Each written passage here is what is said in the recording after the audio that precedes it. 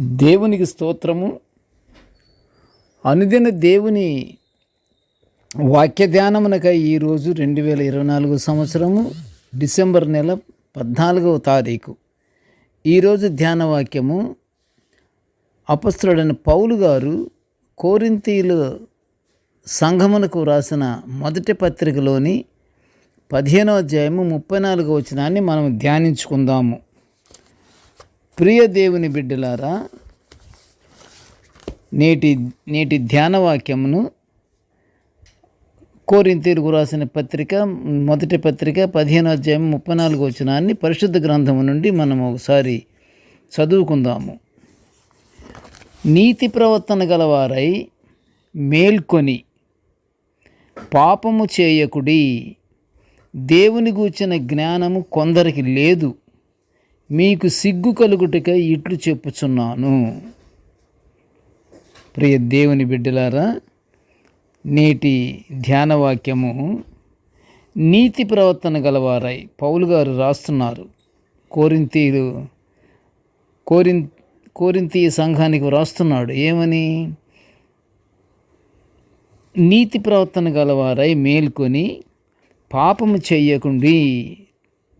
చెయ్యకుడి అని కొరింథీ సంఘానికి పౌలు గారు పత్రిక ద్వారా హెచ్చరించిన హెచ్చరికలను మనం ధ్యానించుకుంటున్నాము. పౌలు గారు ప్రతి ఒక్కరిని నీతి ప్రవర్తన కలిగిన వారై పాపము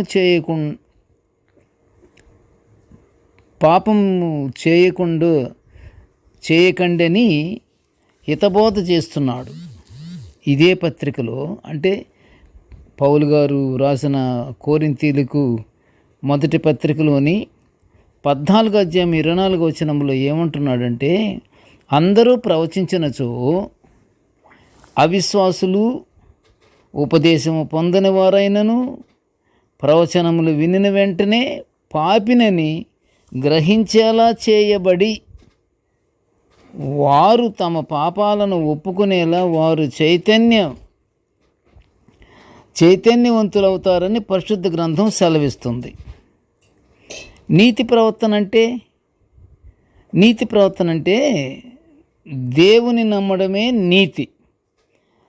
దేవుని నమ్మడమే నీతి కలిగి ఉండటం.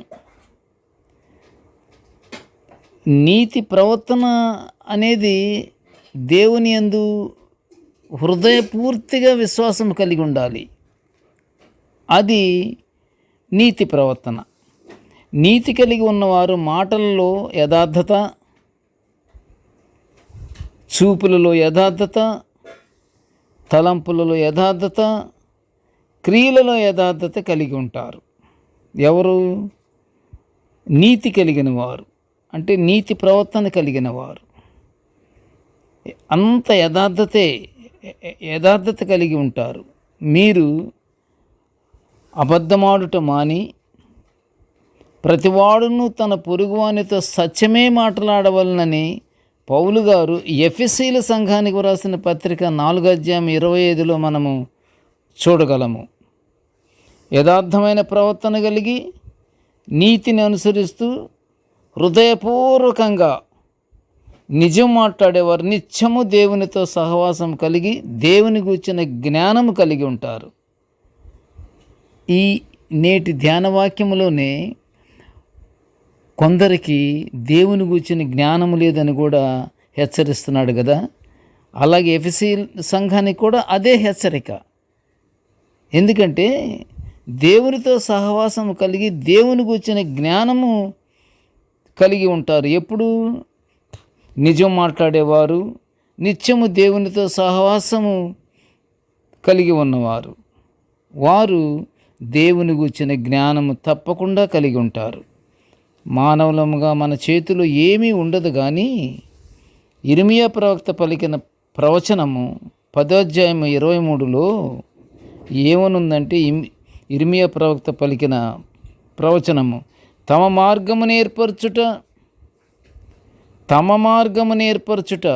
నరుల వశములో లేదనియు, సన్మార్గమున ప్రవర్తించుట కూడా వారి వశములో లేదని నేను ఎరుగుదునని యెహోవా దేవుడు సెలవిస్తున్నాడు. ఇర్మియా ప్రవక్త ద్వారా సెలవిస్తున్నాడు. అంటే తమ మార్గమును ఏర్పరచుట అది నరుల వశంలో లేదు. పోని సన్మార్గాన ప్రవర్తిస్తాను అనే అనుకుంటానికి కూడా అది వారి వశములో లేదు. అది నీతి ప్రవర్తన కొరకు, దేవుని జ్ఞానము కొరకు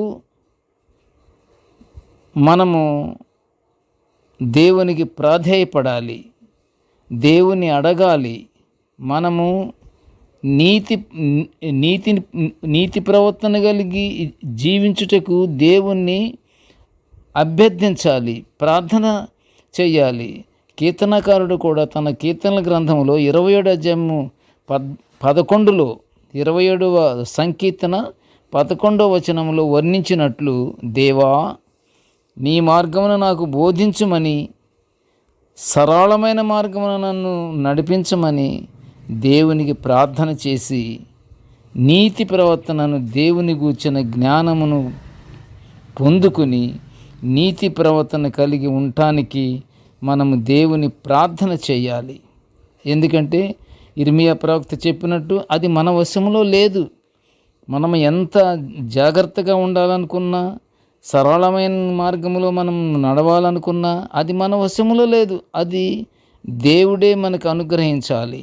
అంటే దేవుడు అనుగ్రహించాలంటే ఏం చేయాలి? మనం ప్రార్థన చేయాలి.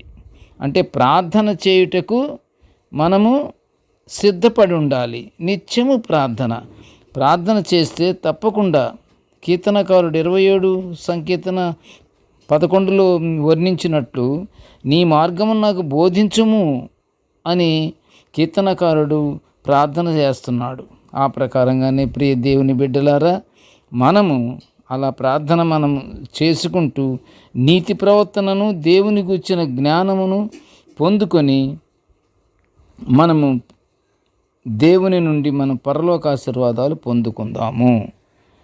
ప్రార్థన చేసుకుందాము. కృపగల తండ్రి, జీవముగల నాయనా, నీ పాదములు స్తోత్రములు. ప్రభువా, నీ దివ్యమైనటువంటి వాక్యాలను మేము నిత్యము ఇలా ధ్యానించుకుని ఈ గొప్ప భాగ్యాన్ని మాకు అనుగ్రహించినందుకు నీకు ఘనమైన స్తోత్రములు తండ్రి. కృపగల నాయనా, నేటి ధ్యాన వాక్యమును వినుచున్న ప్రతి బిడ్డను ఆశీర్వదించయ్యా. నీతి ప్రవర్తన కలిగి తండ్రి, నీ యందు భయభక్తులు కలిగి జీవించే భాగ్యాన్ని ప్రతి ఒక్కరికి అనుగ్రహించమని, మా అందరికీ అనుగ్రహించమని ఈ మనవులన్నీ యేసయ్య నామమున వినయముగా వేడుకొంచుంటున్నాము తండ్రి. ఆమెన్.